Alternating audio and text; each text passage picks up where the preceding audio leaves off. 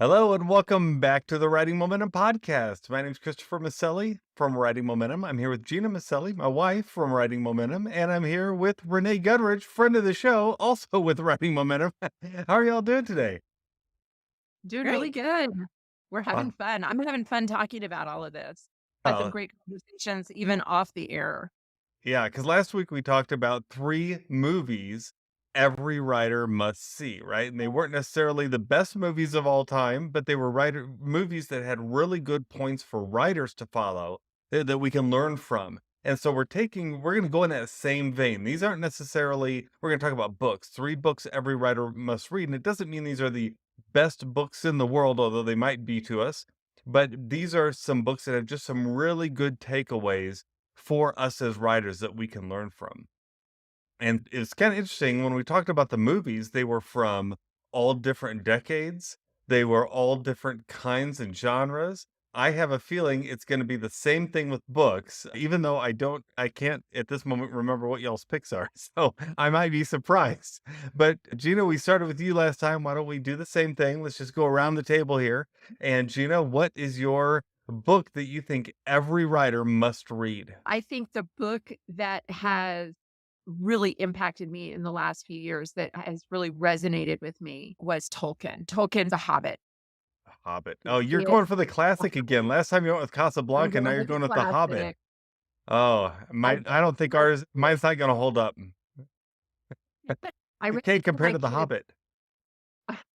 This came out in 1937, and I was really blown away. It was my first Tolkien book that I had read, and just really blown away by his style of writing. I just thought there's a beauty and a lyrical quality to his writing that I find really engaging. And it was great for reading with my kids because I've been teaching them these different literary techniques and to then have them be able to see it and hear it, it was just great because they could see it in the wild. They could see these different techniques that we've been learning put into practice in such a great way with such a great and engaging story as well.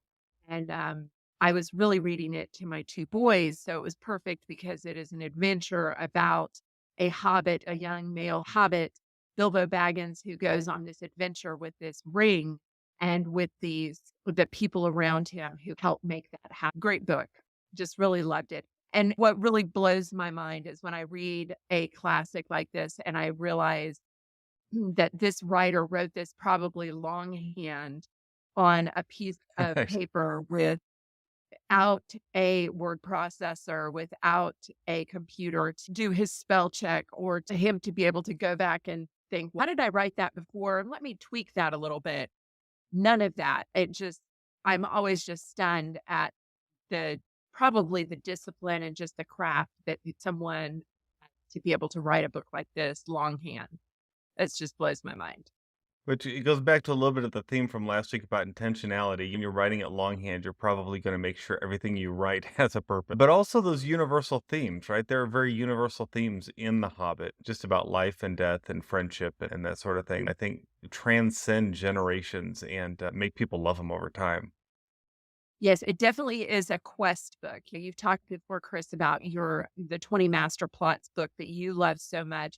This is definitely a quest with so it's just one of those great adventure quest stories of just these people coming together. And so you get to root for the good guy and how is he going to get out of every scrape that he gets into or every problem he gets into. It's just a great story from that respect.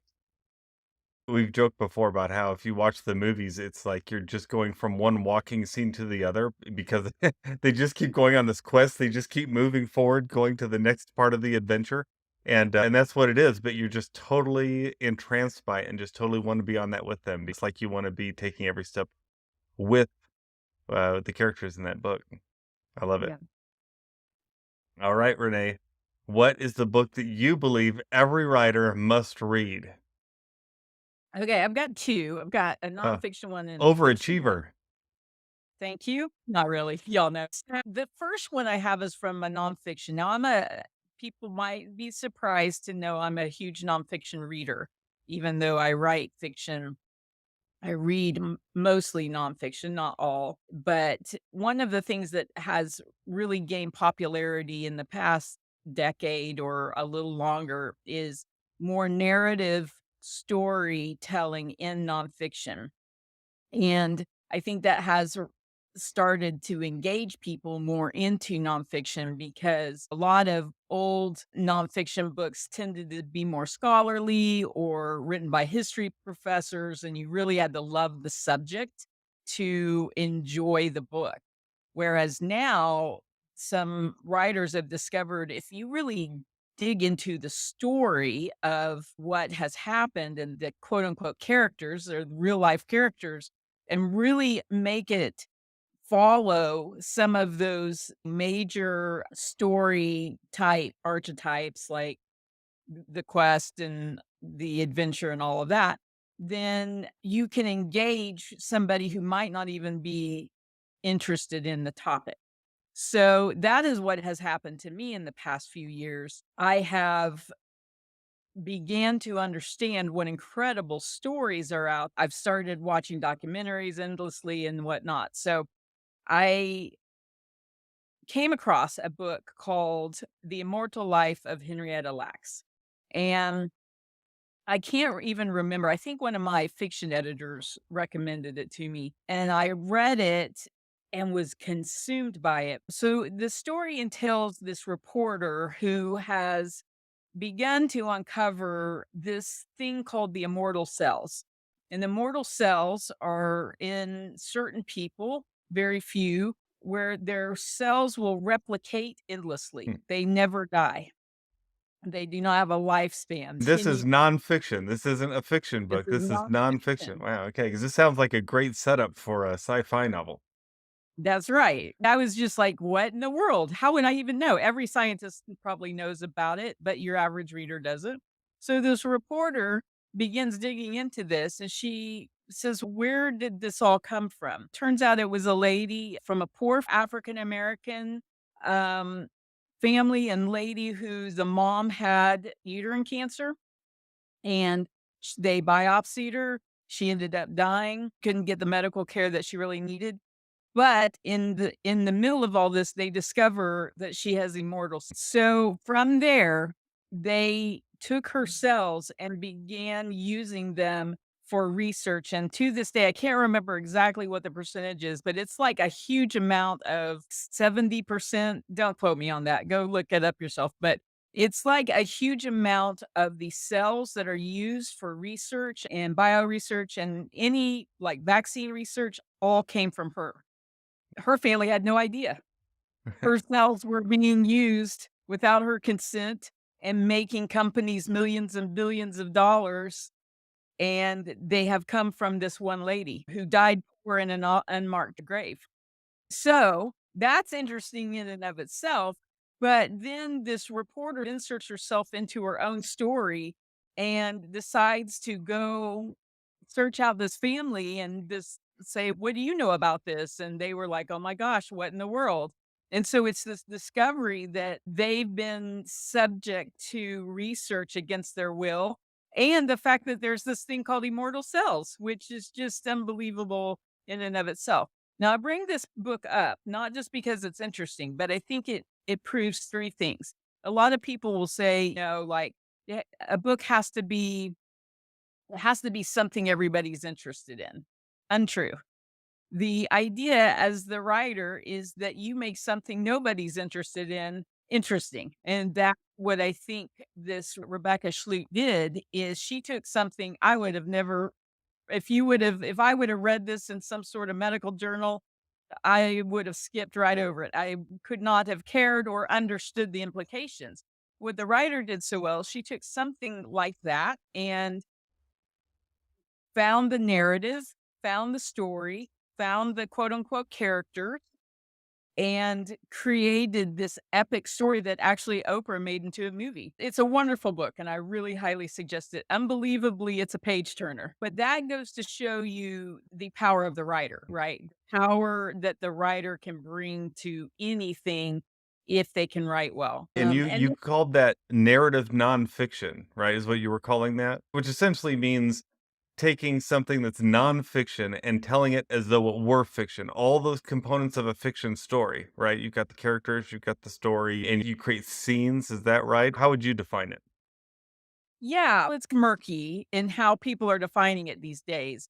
But because some people will say, I filled in the gaps. You can't fill in the gaps and call it nonfiction. You can't make up part of the story just to make it a good story. Narrative nonfiction is the idea that you're telling a true story with the facts that you have in a way that is compelling beyond just a regular nonfiction read. And many writers have used nonfiction and implemented story like factors in it, but not through the whole thing. Another great author, Eric Larson, does this so well. He wrote Devil in the White City and many others that take something so I would never read about it on my own, and I get immersed in it. Whether you're a fiction writer or a nonfiction writer, you can learn from these really well done nonfiction stories. For fiction, I'll just mention it briefly since I've been talking a long time here.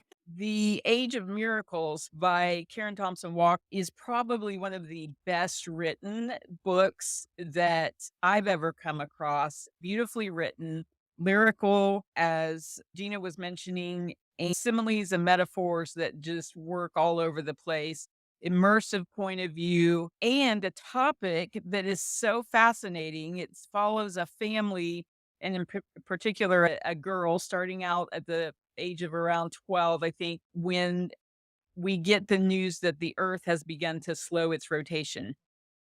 And you would think it would be in like an apocalyptic sort of book, and it is apocalyptic, but it really has more to do with her life and her perspective on growing up in a world that's gonna end. So, it's well done, and I use it constantly when I teach, and so I always recommend if people say, "What's a great well-written novel?" I will point them there. That's good. And what was that called again? The Age of Miracles. Age of Miracles. Wow. Good recommendation, Joe. So I'm going to recommend a book that our children's readers are going to appreciate. And if you haven't read this, I highly recommend it if you write for middle grade or really anyone. If you write, you should read this book. But I read this book when after I had read a lot of middle grade books, a lot of one-off adventures, singular storylines. There's a trend in the industry of you have to keep it simple, right? Because they're kids. And then I read Holes by Louis Sikar, and it was written in 1998. It's about a kid named Stanley Yelnats. His last name is the same as his first, but reversed. And he was sent to Camp Green Lake, which is a JV corrections facility, after he was accused of theft. And so he has to go there, and it's the story of his time at this facility. One of the main things they have to do are dig holes, and they don't know why are we always digging all these holes. And so it's an adventure, and it's a modern day adventure. But what surprised me about it was how much more than that it was. I thought I was in for another one off adventure, and instead, first of all, there were multiple time periods that took place in the book. I didn't expect that. It got into touching on the mythical and almost into fairy category or territory. And then it went beyond that and challenges you as a reader. It gets into themes of destiny and racism and homelessness and purpose. And it just will absolutely blow your socks off when you're reading it. And you don't expect it from, first of all, from this book. You think it's just going to be an adventure. You don't expect it from a middle grade novel, and it's just so good on so many levels. And this levels is really the right word to use because I saw how there were so many layers to what this book was. And as someone I had written, when I went and started reading this book, I had already written a couple dozen books of my own for middle graders, right? So it was feeling like I was into a groove of how these things are written and how these are done. And then I read this book and realized I didn't know the first thing about writing books for middle graders because it had so many layers and symbolism and things like that in it that I never even really considered going to that level, and so it changed my definition of what a really good middle grade book could be. And so if you're into, like I say, children's books, you're into just a good story, I recommend Holes by Louis Sakar. I hope I'm pronouncing his name correctly, but it's just a fantastic book, really good. And look for the layers as you read through it, and I think you'll be surprised how many there are. So anyway, so that's my recommendation. Let's go around again. Mine was Holes by Louis Sakar. Gina, what did you recommend? Which one was I yours? recommended The Hobbit by J. Yes, very good. Classic book. And Renee, you had two of them. What were your two again?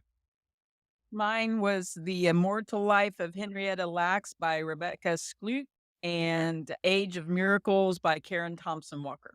Yeah, so we'd love to have you guys read these and let us know what you think. Go ahead and put them on your reading list, and as you get to them, let us know if you agree that they are good or what you got out of them. And we'd also love to hear from you. What are some of the books that you've read that you believe other writers, every writer, must read, and why? It doesn't mean it has to be the best book in the world. It just means it has to be there's some reason you think writers need to read this. We'd love to hear about that. If we start collecting those, maybe we'll do another podcast where we cover what some of y'all's favorites are. Because we're not in this alone. We got to do this thing with other people. And the reason is why, Gina. Because together we have writing momentum. All right. We'll see y'all next week. Bye bye.